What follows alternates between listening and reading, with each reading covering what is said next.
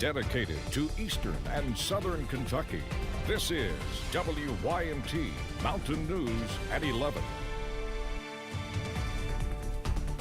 Good evening, I'm Steve Hensley. The Pulaski County community is mourning one of their own who was killed in an apparent domestic violence incident. Police say Doris Brock was shot and killed by her husband James inside their home. Jeremy Toms spoke with the sheriff about the loss. Pulaski County Sheriff Bobby Jones says his office wasn't entirely sure what sort of scene they were responding to on Thursday morning. It was originally called out as two unresponsive patients. Later found out that there was a gunshot wound. Actually, they thought there was two gunshot wounds. They quickly uncovered its tragic nature when they arrived at the home of James and Doris Brock along US 27 in Eubank. There was several people, even several of my employees that was on scene that knew Doris personally. So it was extremely traumatic.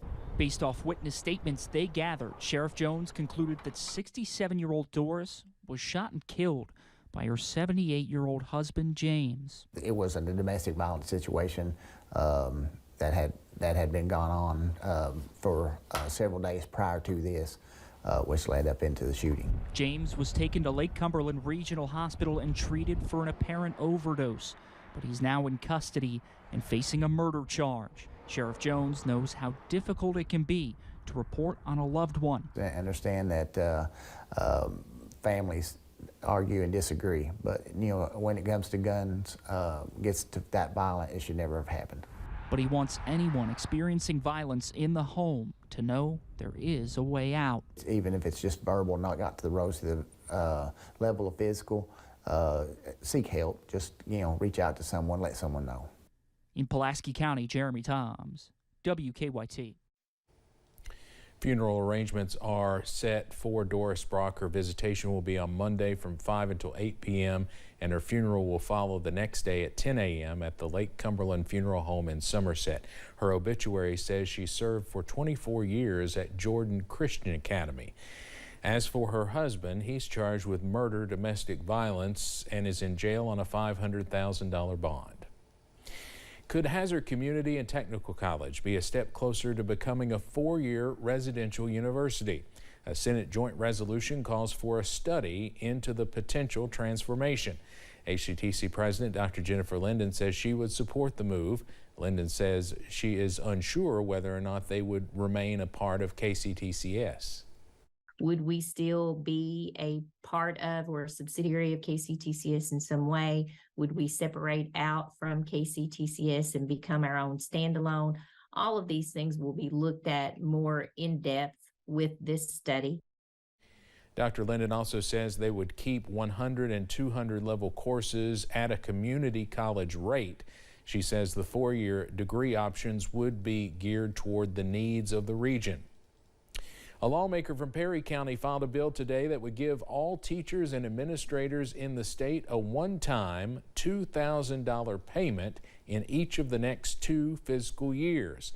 The Lexington Herald-Leader reports it would also provide all classified employees a single payment of $1,000 each fiscal year. House Bill 694 is sponsored by Republican State Representative Chris Fugate. He says the bill is especially needed for many rural districts that might be unable to give teacher raises due to declining enrollment. Senator Damon Thayer filed a new bill today related to school calendars. Senate Bill 200 would not allow school districts to begin the year before September 1st. It would also allow districts to extend school hours with approval from the Commissioner of Education. That bill has not yet been assigned to a committee. Lawmakers are advancing a bill to help first responders find missing adults. Senate Bill 45 would establish the Ashanti Alert System. It would help spread information on missing adults who fall outside of the Amber Alert system. That bill now moves to the House. Governor Andy Beshear spent some time in the nation's capital today. He met with President Joe Biden and a bipartisan group of governors. Governor Beshear says it felt good to be in a room of people willing to find common ground and get things done. The discussion involved jobs, infrastructure, and health care. Governor Beshear says it's important to show the country that there are people that still want to work together. The country and our people are exhausted about the constant fighting. And again, they don't wake up thinking about whether they're a Democrat or a Republican. The things that people worry about every single morning are the things that we ought to focus on. There's no Democratic road or Republican bridge. Governor Basher says immigration also came up in today's discussion. He says it was constructive and ideas were shared. Dayspring health officials are looking to extend telehealth services. CFO and COO Larry Rector says they have seen the need for telehealth even more since the pandemic. With the help of a grant of nearly $750,000, they'll be able to utilize telehealth in 9 locations in southern Kentucky and East Tennessee. One thing that's unique about Dayspring Health and health centers like us is that our role and our mission is to provide quality health care that's affordable. So not only do we create access, it's making sure that everybody in the community has access. Rector says the grant will be used throughout the span of 3 years. Pike County Emergency Management is working to bring weather radios to those in need. The county received grant funding to purchase 5,000 weather radios, a project that's been ongoing for several years but only received funding after the 2022 flood.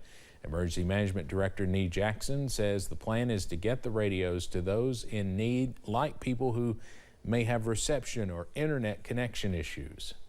We're going to set up some community meetings in different areas. It may take us 4 or 5, maybe more, but we're going to go into those communities, set up. We'll have the radios pre-programmed.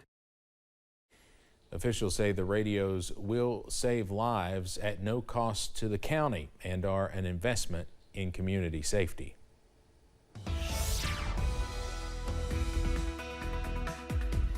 We are tracking some dry and clear weather and cold weather as we close out your Friday. Up on first alert pinpoint Doppler, we are dry, but notice as we zoom out, we are tracking this cold front, also an area of low pressure over Illinois. That will continue pushing off to our direction as we go into late tonight, also early tomorrow. So we are watching out for some cooler conditions to kick off this weekend, also possibly some wintry weather to kick off this weekend as well.